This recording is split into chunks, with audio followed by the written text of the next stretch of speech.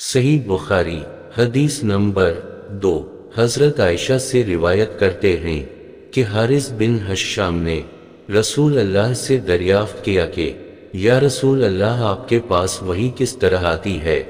तो रसूल अल्लाह ने फरमाया कि कभी मेरे पास घंटी की आवाज़ की तरह आती है और वो मुझ पर बहुत सख्त होती है, और जब मैं उसे याद कर लेता हूँ जो उसने कहा तो वो हालत मुझसे दूर हो जाती है। और कभी फरिश्ता आदमी की सूरत में मेरे पास आता है और मुझसे कलाम करता है, और जो वो कहता है उसे मैं याद कर लेता हूँ।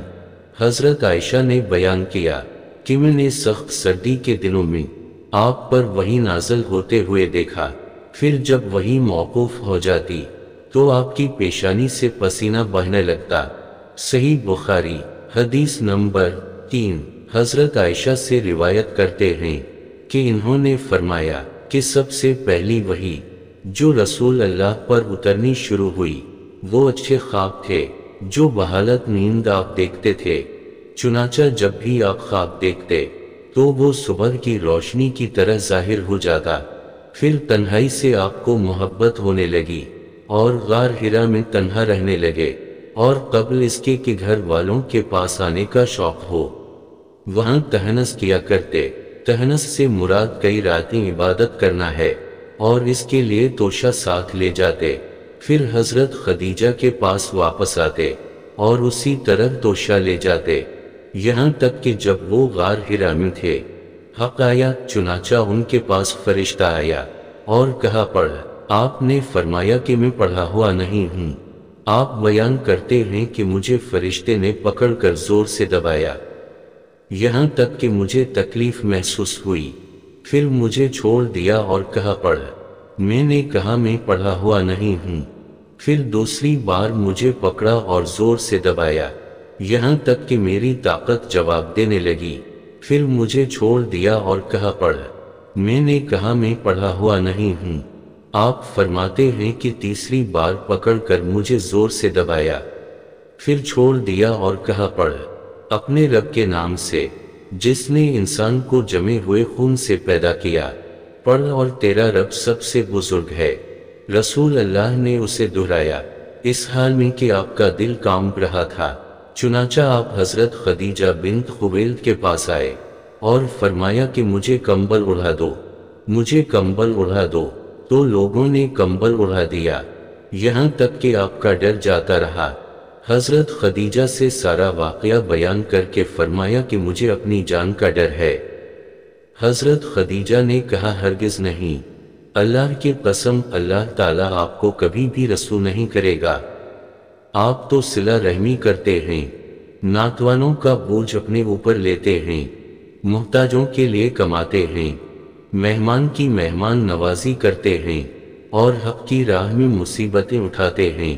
फिर हजरत खदीजा आपको लेकर वर्का बिन नौफल बिन असीद बिन अब्दुल अज़ीज़ के पास गईं, जो हजरत खदीजा के चचा ज़ाद भाई थे।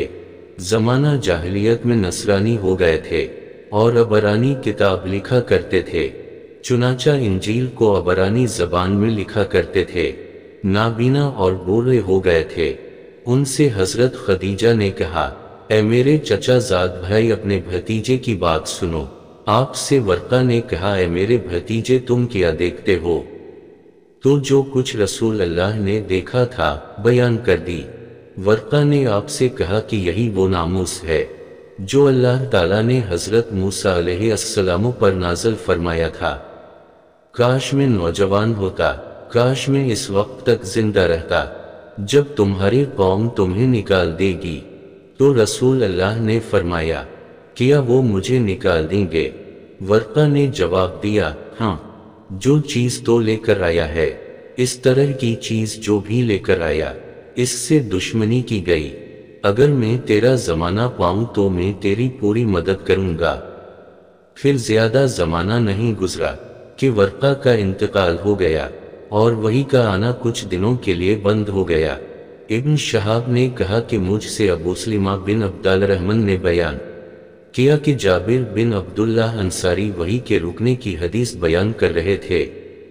तो इस हदीस में बयान किया कि हजरत बयान फरमा रहे थे کہ ایک بار میں جا رہا تھا تو آسمان سے ایک آواز سنی، نظر اٹھا کر دیکھا تو وہی فرشتہ تھا جو میرے پاس حرا میں آیا تھا۔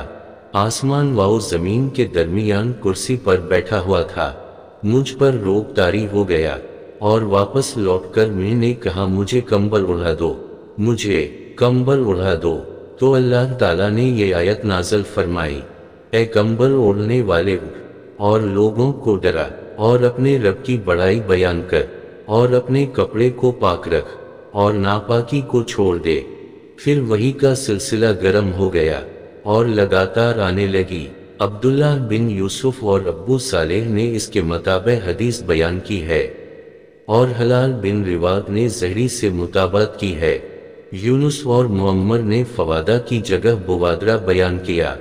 صحیح بخاری حدیث نمبر 5۔ حضرت ابن عباس سے روایت کرتے ہیں، انہوں نے بیان کیا کہ قرآن اترتے وقت حضرت سخت محنت اٹھاتے تھے۔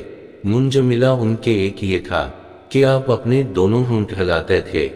حضرت ابن عباس نے فرمایا کہ میں ان دونوں کو ہلاتا ہوں جس طرح آپ ہلاتے تھے، اور سعید نے بیان کیا کہ میں دونوں ہونٹ ہلاتا ہوں جس طرح حضرت ابن عباس کو جنبش دیتے ہوئے دیکھا، چنانچہ اپنے دونوں ہونٹ ہلا کر دکھائے۔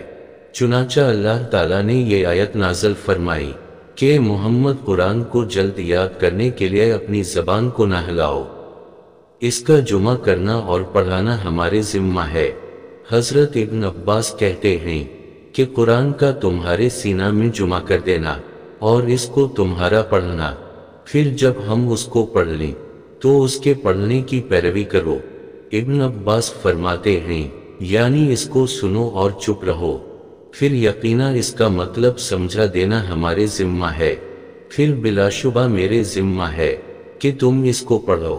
اس کے بعد جب جبرائیل آپ کے پاس آتے تو آپ غور سے سنتے، پھر جب جبرائیل علیہ السلام چلے جاتے تو اس کو رسول اللہ پڑھتے تھے جس طرح جبرائیل نے پڑھا تھا۔